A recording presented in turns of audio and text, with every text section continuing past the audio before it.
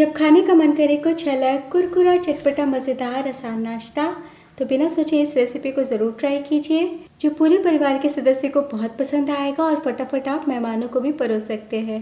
साथ में हम तीखी चटपटी चटनी भी बनाएंगे। तो चलिए बनाते हैं कैबेज ओनियन वड़ा। दोस्तों, आज की रेसिपी पसंद आए तो वीडियो को लाइक, शेयर, कमेंट करना बिल्कुल ना भूलें। हेलो दोस्तों, मैं हूँ शामली। चलिए वीडियो शुरू करते हैं। तो झटपट इस मज़ेदार नाश्ते को बनाने के लिए मैंने लिया है छोटे साइज़ की 4 प्याज। तो ध्यान आपको बस इतना देना है कि हमें मीडियम साइज़ या बड़े साइज़ का प्याज नहीं लेना है। प्याज को छील लिया है, धो लिया है और अब हम लंबाई में पतले पतले काट लेते हैं। तो लीजिए, प्याज को लंबाई में काट लिया है। प्याज को ग्राम्स में देखें तो 100 ग्राम्स। और अब एक बोल में डाल दें कटे हुए प्याज। और अब यहाँ पे मैंने लिया है एक छोटा पत्ता गोभी। तो पत्ता गोभी आप बड़े साइज़ या छोटे कोई भी आप ले सकते हैं। हमें 1 कप कसने के बाद पत्ता गोभी का इस्तेमाल करना है। ऊपरी पत्ता हटा लिया है और अब हम 2 भागों में बांट लेते हैं और अच्छे से धो लेते हैं। कैबेज को धोने के बाद हम बारीक बारीक चॉप कर लेते हैं या फिर चिप्स कटर से काट ले इस प्रकार।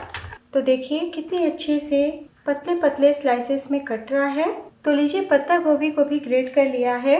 तो अगर आप चाकू से काट रहे हैं ना दोस्तों, तो एकदम बारीक बारीक काटिएगा। और अब हम प्याज के बोल में डाल देते हैं कटे हुए पत्ता गोभी, लेकिन उससे पहले कुछ सेकंड के लिए प्याज को हल्का सा ना हाथों से रब कर ले, यानी मैश कर ले। तो लीजिए, हर लच्छे अलग अलग हो गए हैं। और अब हम डाल देते हैं प्याज वाले बोल में कसा हुआ पत्ता गोभी। तो कप के नाप से देखें तो 1 कप पत्ता गोभी है, तो पत्ता गोभी को दबाते हुए ही माप करें। और अब हम इसी टाइम डाल देते हैं 3 से 4 कसा हुआ लहसुन। तो लहसुन से बहुत ही बढ़िया टेस्ट आ जाता है, इसलिए थोड़ा सा ज़्यादा मात्रा में डालें।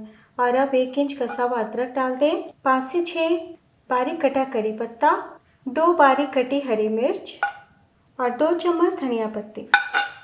और अब हम सबसे पहले डाल देते हैं नमक स्वाद अनुसार।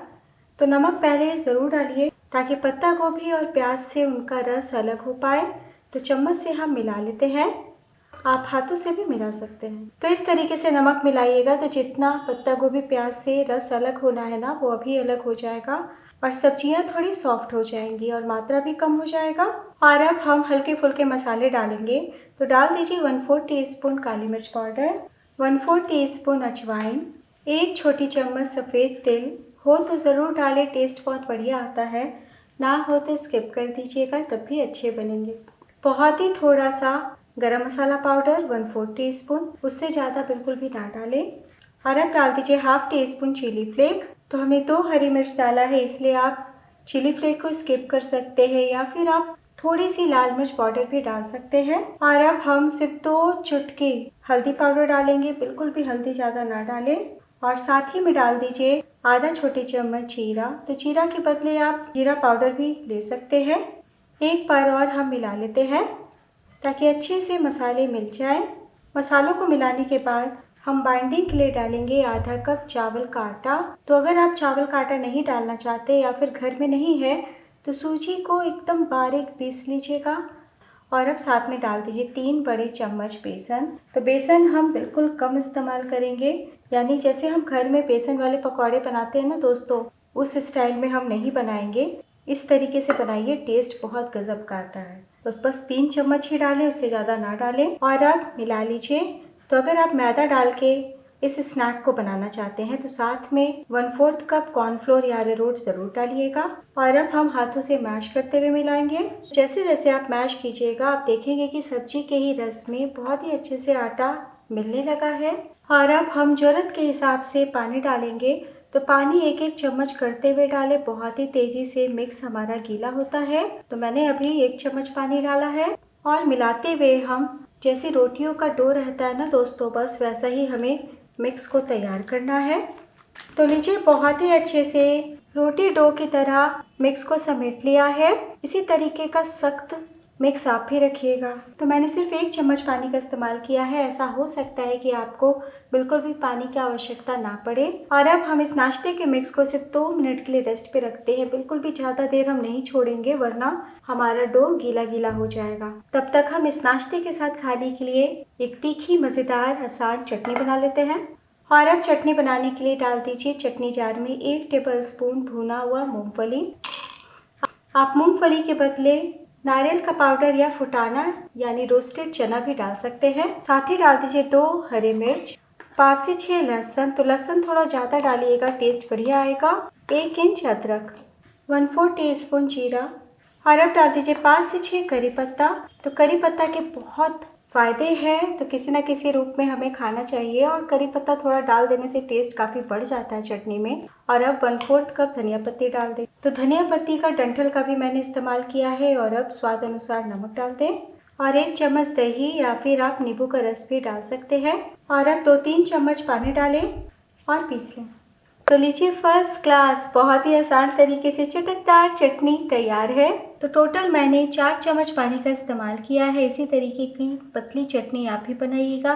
तो इस चटनी को सिर्फ इस नाश्ते के साथ ही नहीं, आप किसी भी प्रकार के स्नैक, पकोड़ा, वड़ा, राइस, पराठा, खिचड़ी के साथ एंजॉय कर सकते हैं। हर खाने के स्वाद को 4 गुना बढ़ा देगी। इधर 2 मिनट भी हो चुका है और डो देखिए बिल्कुल भी गीला गीला नहीं हुआ है, एकदम परफेक्ट है। और अब हम नाश्ते को आकार देंगे। तो हाथों में थोड़ा ऑयल लगा लें और 1 बड़ा चम्मच हम मिक्स इस तरीके से हाथ में लेते हैं। तो जिस तरीके से मैंने हाथों में लिया है आपको पता चल रहा होगा, बिल्कुल भी गीला गीला सा नहीं है, कहीं कोई दिक्कत आपको नहीं आएगी। तो देखिए कितने अच्छे से लड्डू जैसा गोल हो गया है। गोल करने के बाद हम हाथों से दाब लेते हैं, यानी दोनों हथेली के बीच रखते हुए हम दाब लेते हैं और इस तरीके से 2 उंगली की सहायता से गोल आकार कर लेंगे। तो आज हम ओनियन कैबेज वड़ा बनाने वाले हैं। तो लीजिए हमने आकार दे दिया है, कितने अच्छे दिख रहे हैं। तो बस इतना ध्यान दीजिएगा कि बहुत मोटे साइज में नहीं बनाइएगा, हम टिक्की जैसा ही बनाएंगे। तो बस एक प्लेट में हम रखते जाते हैं और इसी तरीके से हम और नाश्ते को आकार दे देंगे। तो आप पहले से भी इस तरीके से वड़ा बना के रख सकते हैं, बिल्कुल भी पकौड़े जैसा गीला गीला नहीं होगा, बहुत ही आसानी से आप हैंडल कर लेंगे। तो लीजिए हमने सभी नाश्ते को आकार दे दिया है। तो चलिए बिना देर किए हम नाश्ते को पका लेते हैं। तो दोस्तों आप चाहे ना तो एयर फ्रायर में भी बेक कर सकते हैं। तो आज हम शैलो फ्राई करेंगे। तो पैन में मैंने थोड़ा सा ऑयल डाला है, तेल गरम हो चुके हैं। बहुत हुए धार हम गरम नहीं करेंगे, फ्लेम को हम कम कर देते हैं ताकि एक जैसा नाश्ते में कलर आ पाए। तो बस एक एक करके हम अपने ओनियन कैबेज वड़ा को डालते हैं। बहुत सटा के हम नहीं डालेंगे, 2 बैचेस में फ्राई करेंगे। तो देखिए बिल्कुल भी नहीं चिपके हैं, कितनी आसानी से हाथों पे आ गया। नाश्ता डालने के बाद फ्लेम को थोड़ा बढ़ा दीजिए, यानी लो टू मीडियम कर दें और इसी तरीके से 2 से 3 मिनट तक पकने दें। उसके बाद हम पलटी करेंगे। तो लीजिए 2 मिनट तक फ्राई कर लिया है। जब लाइट गोल्डन कलर आपको दिखने लगे ना तभी पलटी कीजिएगा। तो आहिस्ता आहिस्ता पकेंगे ना तो कलर भी नाश्ते का बढ़िया आएगा और अंदर तक पकेंगे तभी कुरकुरा बनेगा और टेस्टी लगेगा। तो बेसन वाले पकौड़े तो हम अक्सर बनाते हैं, एक बार इस तरीके से चावल के आटे से इस नाश्ते को बनाएं, खाने में ज़रूर कुछ अलग लगेगा। तो लीजिए हमने उलट लिया है। तो बस इसी तरीके से हम लो टू मीडियम फ्लेम पे 2 से 3 मिनट और फ्राई कर लेते हैं। अगर आपको आंच तेज लगे ना तो फ्लेम को लो भी कर सकते हैं। सबसे अच्छी बात ये स्नैक बिल्कुल भी ऑयली नहीं होता है। तो लीजिए बहुत ही अच्छे से दूसरी तरफ से भी फ्राई हो गए हैं। आप देख सकते हैं कितना मज़ेदार दिख रहा है और कितना प्यारा कलर आया है और बहुत ही ज़्यादा क्रंची बने हैं। तो बस हम एक एक करके ऑयल से निकाल लेते हैं। तो बिना सोचे एक बार ज़रूर ट्राई कीजिएगा दोस्तों, सभी को बहुत ही ज़्यादा पसंद आएगा। आपने देखा बनाना कितना आसान है। प्लेट में निकाल लेते हैं और इसी तरीके से हम लो टू मीडियम फ्लेम पे सेकंड बैच बना लेंगे। तो देखिए कितना बढ़िया दिख रहा है, देख के खाने का मन कर रहा है। तो चलिए हम गर्मा गर्म सर्व कर लेते हैं। लीजिए दोस्तों तैयार है बहुत ही मज़ेदार कुरकुरा आसान नाश्ता, जिसे बनाना भी आसान है और खा के आपको लगेगा हाँ आज कुछ अलग खाया है। तो घर में पत्ता गोभी हो तो बच्चे खाना पसंद नहीं करते, लेकिन इस तरीके से आप पत्ता गोभी से स्नैक बनाएंगे ना तो बच्चे तो खाएंगे ही, मेहमानों को भी बहुत भाएगा। और अब हम इस मज़ेदार सी चटनी को भी सर्व कर लेते हैं। तो एक बार इस कॉम्बो को ज़रूर ट्राई कीजिएगा दोस्तों। टमाटो केचप भी सर्व कीजिएगा, बच्चों को बहुत पसंद आएगा। तो आज की रेसिपी ज़रा भी पसंद आई हो तो प्लीज़ अपना कीमती लाइक ज़रूर दीजिएगा। आप किस शहर से मेरी रेसिपी देख रहे हैं ये भी बताइएगा। और अब मैं आपको दिखाती हूँ कि बने हुए 15 से 20 मिनट हो चुका है, लेकिन देखिए आप कितने क्रिस्पी है। तोड़ के दिखाती हूँ, देखिए गर्मा गर्म खाएंगे तो ऊपर से क्रिस्पी लगेंगे और अंदर से फ्लेवर से भरे हुए हैं। तो एक बार बनाना तो बनता है।